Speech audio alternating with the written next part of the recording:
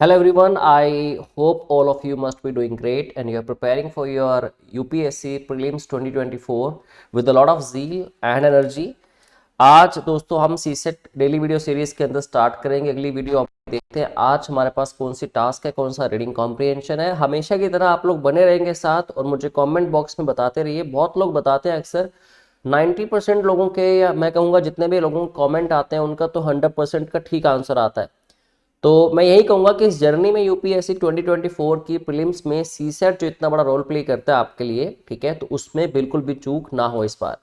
तो इस video series से जितना आप बेनिफिट ले सकते हैं, do take it. Okay, so basically today's passage is based on something like which is very important part of our life when we become stable, when we get married, or if I say when we get a job, when we start our business।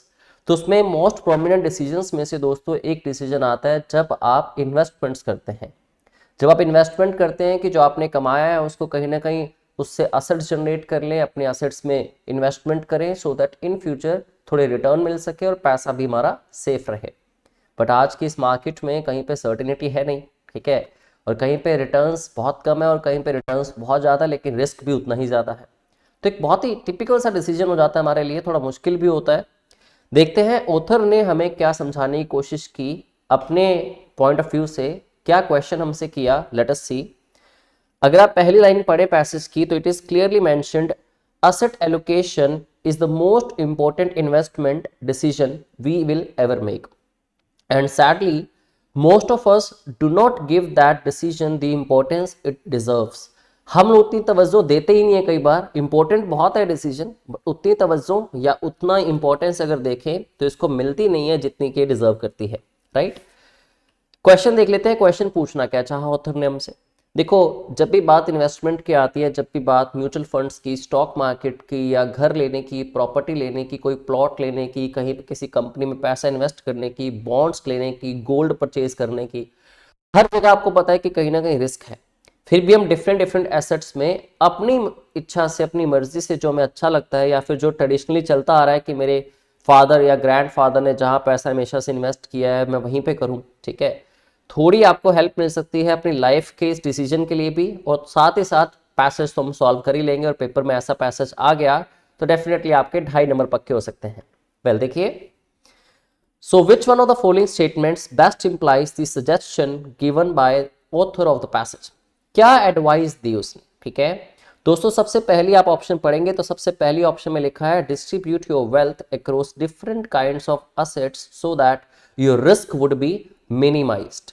तो इसमें साफ, बहुत ही neutral, बहुत ही अच्छी statement है जिसके साथ हर एक पर्सन अग्री करेगा कि हमें एक जगह पे पैसा इन्वेस्ट नहीं करना चाहिए। अगर वहां पे पैसा डूबा, ठीक है, सारा वहीं लगा हुआ था, सारा वहीं डूब गया, तो we are left with empty handed. Right, but हाँ, अगर 4-5 जगह पैसा लगाया तो ऐसा नहीं कि चारों पांचों कंपनी एक साथ डूबेंगी, या चारों पांचों डिफरेंट डिफरेंट जो आपके मोड्स एसेट्स हैं वो सब लॉस में जाएंगे।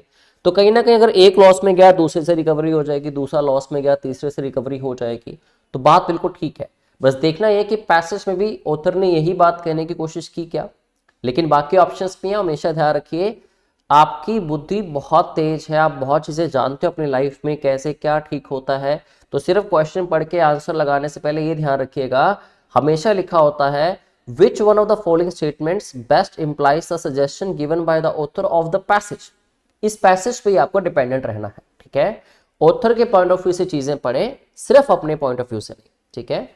सेकेंड ऑप्शन जैसे था, risk taking behaviour should be necessary, होना ही चाहिए, बहुत जरूरी है, कंपोनेंट है आपकी पर्सनैलिटी का कि आपकी पर्सनैलिटी में एक रिस्क टेकिंग बिहेवियर होना ही चाहिए हमेशा, if you want to generate wealth. अब मैं आप लोगों की बात करूं, आप आईएएस आईपीएस ऑफिसर्स बनना चाहते हैं, अब इसमें रिस्क टेकिंग बिहेवियर सिर्फ वेल्थ के पॉइंट ऑफ व्यू से देखें तो नहीं है, आप तो यहाँ करियर की बात कर रहे हैं। जब आप नौकरी लगते हैं, आपको अच्छी सैलरी आने शुरू होती है, अब वहां पे जरूरी नहीं कि आपके अंदर रिस्क टेकिंग बिहेवियर होना ही चाहिए वेल्थ को लेके, ठीक है, क्योंकि आपकी एक स्टेबल इनकम आ रही है।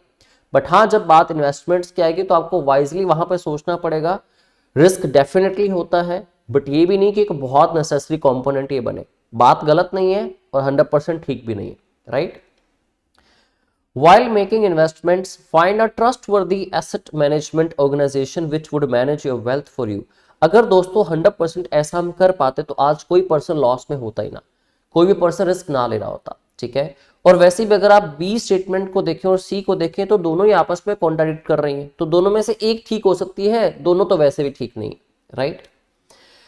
यू शुड नो दैट, आपको ये पता होना चाहिए कि investing your money is a risky business, सबको ही पता है ऑब्वियसली, तो बात गलत तो नहीं है, राइट। बट देखना यह है कि पूरे पैसेज के थ्रू ऑथर ने किस पॉइंट पे हाईलाइटेशन डाली अपनी, हाईलाइट किया उसको, या फिर उस पर उसने थोड़ी लाइट दी, या कह दें आप कि जिसके रिवॉल्विंग उसने लास्ट में बात को कंक्लूड किया, ठीक है। तो वही उसकी सजेशन होगी। पैसेज थोड़ा लेंदी है, हमेशा एक बात कहता हूं, जब पैसेज थोड़ा लेंदी हो घबराया मत करो, उसको रीड करें, आसान होता है, ठीक है। जितना छोटा पैसेज उतना एनालिटिकल होता जाएगा, ठीक है।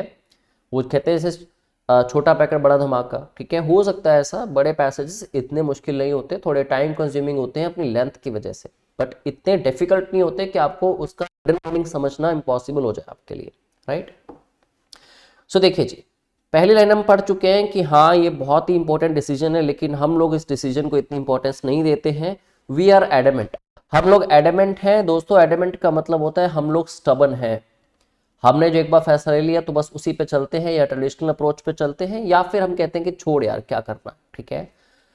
अबाउट सीकिंग प्रेडिक्टेबिलिटी, हम प्रेडिक्टेबिलिटी लेते नहीं, इतने फ्लेक्सिबल नहीं है कि हम आने वाली प्रेडिक्टेबिलिटी के हिसाब से अपने आप को थोड़ा ढाल पाएं, थोड़ा बेंड कर लें, थोड़ा मेंड कर लें, ठीक है। इतने जिद्दी हम बने हुए हैं। वेल, विद आवर फ्यूचर, हमारे फ्यूचर को लेके we tend to think of investing in risky assets, ठीक है।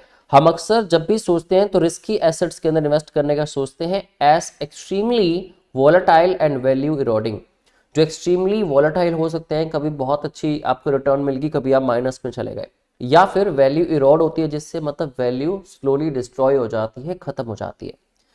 वी ऑल्सो डिसलाइक, हमें एक चीज और पसंद नहीं है, क्या पसंद नहीं है?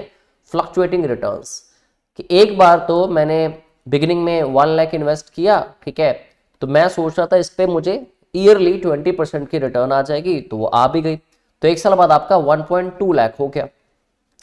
अब नेक्स्ट ईयर आप फिर से सोचते हैं कि भाई ठीक है 25 नहीं तो 20 तो अब आएगी ना, राइट। अब 20 आएगी तो 1.2 लाख के ऊपर आएगी, तो उस हिसाब से आप एज्यूम कर लेते हैं कि कहीं ना कहीं आपको जो पैसा भी आने वाला है वो अगर 1 लाख से 1,20,000 हो गए हैं, तो अब वो कितने होने वाले हैं? कहीं ना कहीं 1,40,000 से ऊपर ही होंगे, ठीक है, क्योंकि 1,20,000 पे आपके अब इन्वेस्टमेंट होगी कंपाउंड इंटरेस्ट के हिसाब से। तो लेकिन वो हुआ उल्टा कि 1,20 की जगह या तो वो कम हो गया या उतना ही रहा।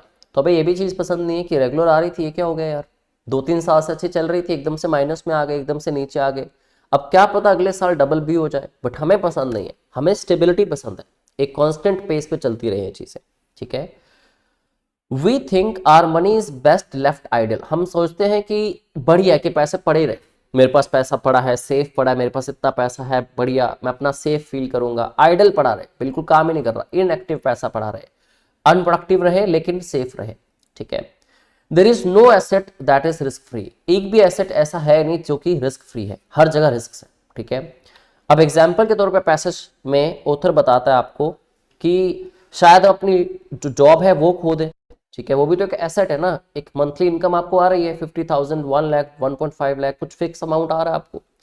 या हमारे घर की जो वैल्यू है वो कम हो जाए, आधी रह जाए, ये कम हो जाए। आर बैंक्स को बैंकरप्ट, हमारे बैंक से बैंकरप्ट हो जाए, उनके पास पैसा बचे ही ना, ठीक है, या फिर बहुत बड़ा फ्रॉड हो जाए बैंक में, या स्टीलिंग हो जाए। आर बॉन्ड्स कैन डिफॉल्ट, हमारे बॉन्ड्स डिफॉल्ट हो जाए। The government can collapse, government he collapse हो जाए, जो हमें प्रोमिसेस हुए थे, जो भी चीज़ें हमने प्लान की थी, गवर्नमेंट के वाले प्रोजेक्ट्स बनेंगे, इसके अंदर इन्वेस्टमेंट कर रखी है हमने, गवर्नमेंट ही कोलैप्स हो गई, ठीक है। तो इन 4 से 5 एग्जाम्पल्स में वो समझाना चाह रहा है कि अलग अलग तरह पे आपने जहां पैसा इन्वेस्ट किया होता है, या फिर कंपनीज वी चूज, जो कंपनीज हम चूज करते हैं अपने हिसाब से कि इस पे तो रिस्क बहुत कम है, वो fondly may cease to exist, शायद वो एग्जिस्ट करना ही बंद कर दें।